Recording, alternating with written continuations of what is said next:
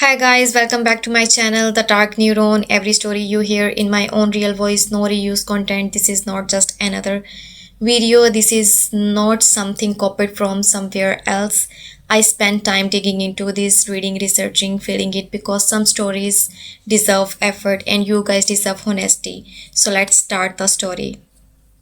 It was 1912, and the ocean was quiet in a way that only the North Atlantic can be vast, black, and patient. A young woman stood on the deck of the RMS Titanic, fingers wrapped around the cold railing her. Beside her, he laughed nervously, promised to meet her at breakfast, and kissed her hand before heading below deck. She watched him disappear into the ship's glowing interior. Hours later, when the iceberg tore steel like paper and the band played to calm the screaming, she searched for him in the chaos. He never made it to the lifeboats. She survived, and for the rest of her life, she told her grandchildren the same thing: never say goodbye. It tempts fate. Across cultures and centuries, two simple words have carried a strange weight: goodbye, farewell, a finality that feels heavier than language should allow. Why have so many people, in so many places, believed that saying goodbye can invite tragedy? And why do some of history's most chilling moments seem wrapped in those final words?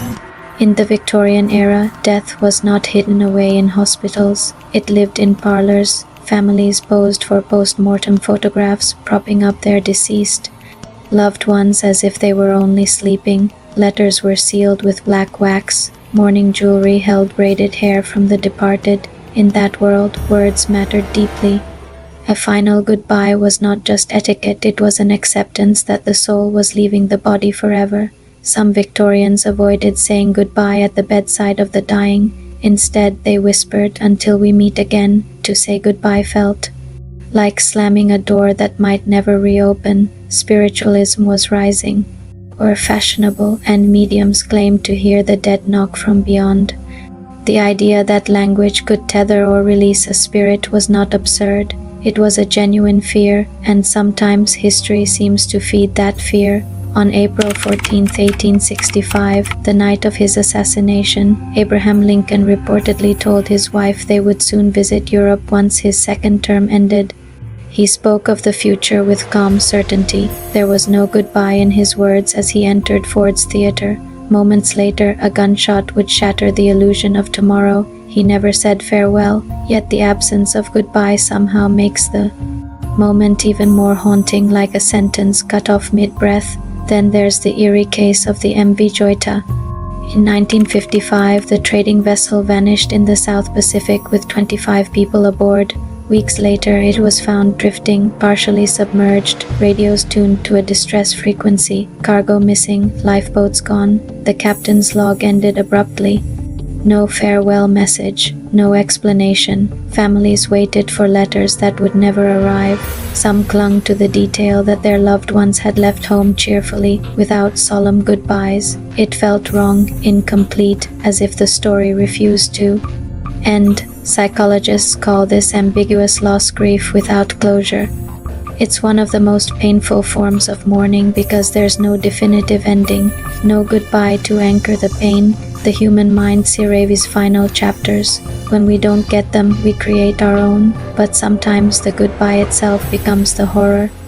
In 1977, a man named Tony Kiritsis kidnapped a real estate executive in Indianapolis, rigging a sawed-off shotgun to his victim with a dead man's line. During a tense standoff, Kiritsis spoke to reporters on live television. At one point, he told the cameras, "If this doesn't go right, tell my mother goodbye." The words hung in the air like smoke. Millions listened, aware they might be hearing the final message of a desperate man. The hostage survived. Kiritsis surrendered. But the public memory latched on to that almost goodbye, the brush with finality. We fear goodbyes because they force us to confront something we spend our lives trying to ignore, that every meeting could be the last. In Japan, there is a phrase often used when leaving home, "Itekimasu," meaning "I will go and come back." The response is "Itarashi," please go and come back. Embedded in daily routine is an assumption of return, not goodbye, not farewell. a linguistic safety net against the uncertainty of the world. Contrast that with sailors of the 18th century. Many refused to say goodbye before long voyages. Superstition thrived on wooden decks. A farewell could anger the sea, they believed. Better to say, "See you when I return," even if privately they doubted they ever would. The power of parting words becomes chilling when we examine disasters frozen in time. Passengers aboard the RMS Lusitania wrote postcards hours before. A German U-boat torpedoed the ship off the coast of Ireland. "Having a lovely voyage," one woman penned. No sense of danger, no dramatic goodbye. When the ship sank in just 18 minutes, 1,198 people were lost. Those casual messages became unintended final notes, ordinary sentences transformed into relics. Even in modern times, technology hasn't softened the blow. On September 11, 2001, trapped passengers aboard United Airlines Flight 93 made phone calls to loved ones. Many ended with words that were not goodbye, but "I love you," an intentional shift, as if love could outshine the finality of farewell. There is something almost defiant in refusing to say goodbye. It suggests that bonds transcend time, that endings are temporary, that we will see each other again even if logic whispers otherwise. And yet horror thrives in those last utterances. In countless ghost stories across Europe, spirits linger because someone said goodbye too soon or not at all. Folklore warns that calling out a farewell to someone crossing a threshold at midnight could trap their soul between worlds. In parts of Ireland, it was once believed that if you said goodbye to someone standing on a bridge at dusk, you might never see them alive again. Bridges, after all, are places between places. Why do we attach such dread to a simple word? Because goodbye is not just about separation, it's about surrender. It acknowledges that we cannot control what comes next.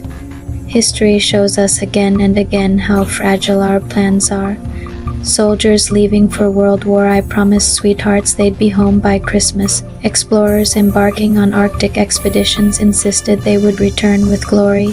Families boarding ships, trains, airplanes, all stepping into futures they assumed were waiting for them. Sometimes they were, sometimes they weren't, and in the aftermath, survivors replay the final conversation like a scratched record. Should I have said more? Should I have held on longer? Should I have said goodbye? Grief often crystallizes around those last words. They become sacred or cursed. There's a quiet irony here. The word goodbye itself comes from the phrase, "God be with ye." It began not as an ending, but as a blessing, a wish for protection. Over centuries, it shrank, hardened, and took on a colder tone. We trimmed away the prayer and kept the parting. Maybe that's why it feels ominous now. The blessing was lost in translation. So what do we do with this uneasy inheritance? Some people choose rituals instead of farewells. A long hug, a joke, a promise of dinner next week. They avoid the word entirely, as if sidestepping a crack in the sidewalk. Others say it boldly, reclaiming it as a statement of courage, acknowledging the risk of love in a world where nothing is guaranteed. The truth is, tragedy does not wait for permission. It does not listen for specific syllables before it strikes. The ocean did not sink the Titanic because someone said goodbye. An assassin did not fire because a president failed to. Superstitions grow in the soil of coincidence, watered by grief, and yet the fear persists. Because every time we part from someone we love, there is a flicker of uncertainty, a whisper, "What if?" That whisper is ancient. It has followed humanity from candlelit parlors to transatlantic liners, from war-torn battlefields to the glow of smartphone screens. It is the same whisper that makes some of us pause before hanging up the phone, before closing the door, before stepping onto a plane. Maybe the real horror isn't in the word itself. Maybe it's in the reminder, "Don't say goodbye," some insist, because it feels like tempting fate. But perhaps what we truly fear is not the word, it's the possibility that one day, without warning, it will be the last one we ever get to say. So the next time someone turns to leave and the air grows heavy with that unspoken question, remember, this goodbye began as a blessing, a hope, a fragile prayer that wherever the road leads, you will be protected. And maybe that's the twist history has been trying to teach us all along. Goodbye was never meant to summon darkness, it was meant to light the way. If you are still here, if you enjoyed the story, to make sure like the video, subscribe for more epic HFY adventures. Thank you so much.